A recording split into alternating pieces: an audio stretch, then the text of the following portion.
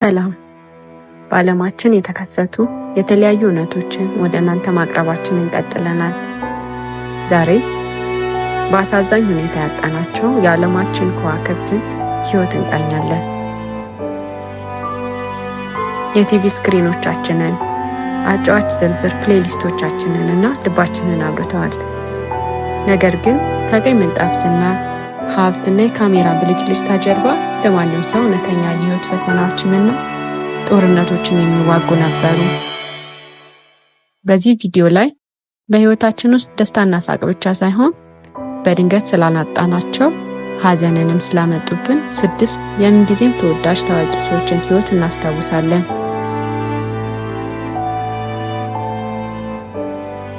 ሮቢን ዊሊያምስ በሚሊዮን ለሚቆጠሩ የሳቅ ምንጭ ነበር። እዛው ቦታው ላይ በፍጥነት የሚፈጥራቸው ቀልዶቹ እንዲሁም ልብ በሚነካ ትርኢት የሚታወቀው ሮቢን ዊሊያምስ የተሸከመውን ጨለማ የሚገመቱት ጥቂቶች ብቻ ናቸው። በ2014 ሮቢን የራሱን ህይወት አጠፋ።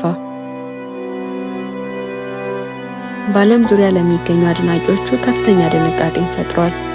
ነገር ግን ከጊዜ በኋላ ሉዊ ቦዲ ዲሜንሺያ ከሚባል የአእምሮን የማገናዘብ ችሎታ ከሚለዋውጥ እንዲሁም የሰውነት እንቅስቃሴን አዳጋች ከሚያደርግ የነርቭ ህመም ጋር ለረጅም ጊዜ ሲታገል መቆየቱ ተሰማ።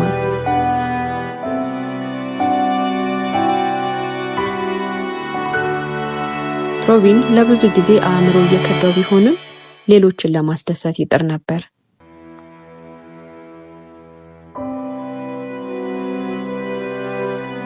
ሄዝ ሌጀር አውስትራሊያዊው ተዋናይ ሄዝ ሌጀር ወሰን የለሽ አቅም ያለው ድንቅ ኮከብ ነበር።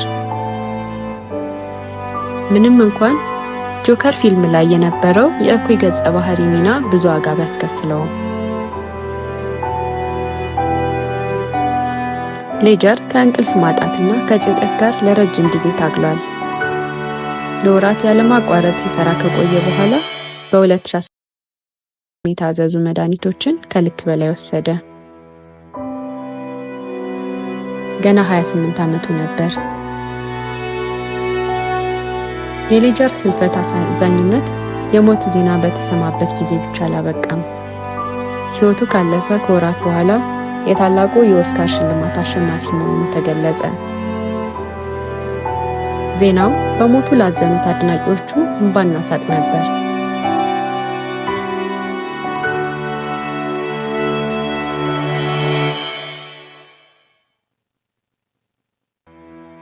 ዊትኒ ሂውስተን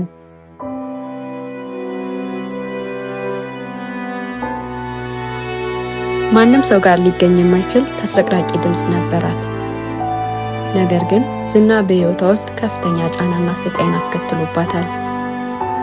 ከቦቢ ብራውን ጋር ያሳለፈችው የተመሰቃቀለ ጋብቻ እንዲሁም ለዓመታት የቆየው የአደንዛዥ እጽ ሱስ በህይወቷ ከፍተኛ መስቀልቅል አምጥቶባታል።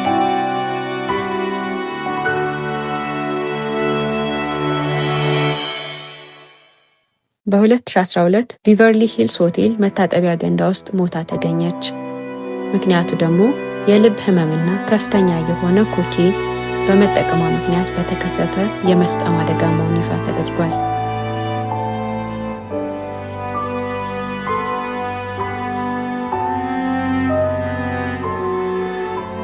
ቻድዊክ ቦስማን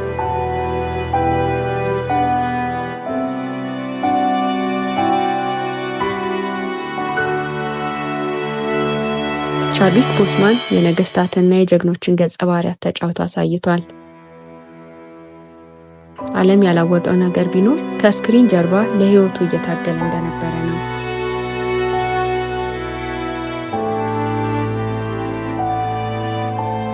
እንደ አውሮፓውያኑ አቆጣጠር በ2016 ስቴጅ 3 ላይ የደረሰ የአንጀት ካንሰር እንዳለበት በሐኪሞች የተነገረው ቻድዊክ የቀዶ ጥገናና የኬሞቴራፒ ህክምና እየተከታተለ ተወዳጅ የሆኑትን እንደ ብላክ ፓንተር እና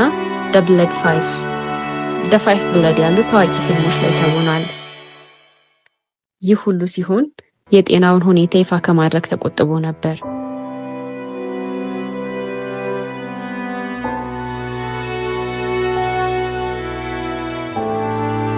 እንደ አውሮፓውያኑ አቆጣጠር በ2020 በ43 ዓመቱ ከዚህ ዓለም በሞት ቢለይም ክብሩና ጥንካሬው በሚሊዮን ለሚቆጠሩ ሰዎች አሁንም እያበረታ ይገኛል።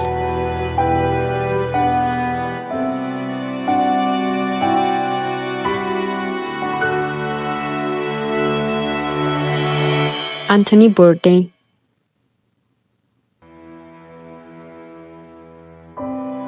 አንቶኒ ቦርዴን ምግብን ወደ ጥበብ ቀይሮ የባህል የእርስ በርስ ግንኙነትና ሰብአዊነት ውይይት በማድረግ ዓለምን ዞረ። ተወዳጅና በእጅጉ ሀቀኛ የነበረው ቦርዴን ዓለም አቀፋዊ ተምሳሌት ለመሆን ብዙ ጊዜ አልወሰደበትም ነበር።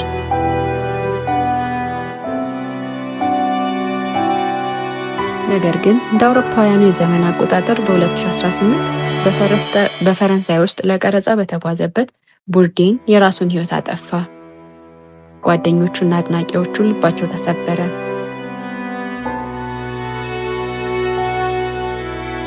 የእርሱ ሞት ማለቂያ የሌለው የማወቅ ጉጉት ያላቸውና ሙሉ ሕይወት ያላቸው የሚመስሉ ሰዎች ምንም እንኳ ሕመም ሊሰማቸው እንደሚችል አስገንዝቦናል።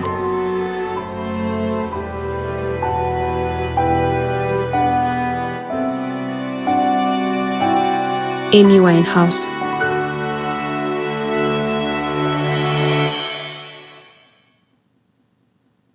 የኤሚ ዋይንሃውስ ድምፅ በጣም ጆሮ ግቡ የሆነ ተሰምቶ የማይጠገብ ነበር። ግጥሞቿ ግለ ታሪካዊ የሚመስሉ ውስጣዊ ትግሏን በደንብ የሚገልጹ ነበሩ። ሱስና የሚዲያ ጫናን ለመቋቋም ትቸገር እንደነበር ይታወቃል። እንደ አውሮፓውያኑ አቆጣጠር በ2011 በለንደን ቤቷ ውስጥ ከመጠን በላይ በሆነ አልኮል ራሷን ከዚህ ዓለም ለየች።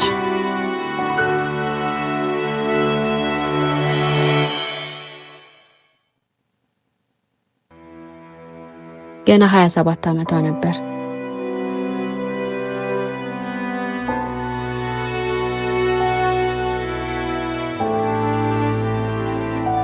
እነዚህን ከዋክብት የሚያገናኛቸው አሳዛኝ ፍጻሜያቸው ብቻ አይደለም፣ ሰብአዊነት፣ ሰው መሆን ጭምር ነው። ምንም እንኳ በጣም ዝናቸው የገነነ ቢሆንም እንደ ብዙዎቻችን ተመሳሳይ ስሜቶች ገጥሟቸዋል። ጭንቀት፣ ድብርት፣ የስሜት መቃወስ፣ ብቸኝነት፣ ህመም፣ ሱስ።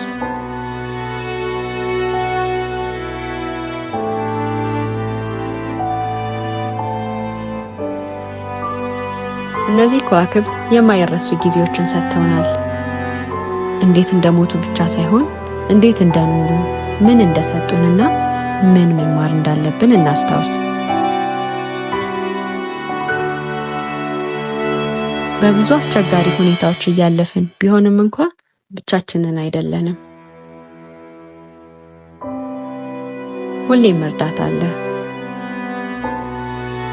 በህይወት እስካለን ድረስ ተስፋ አለን። እጃችንን ለእርዳታ እንዘርጋ።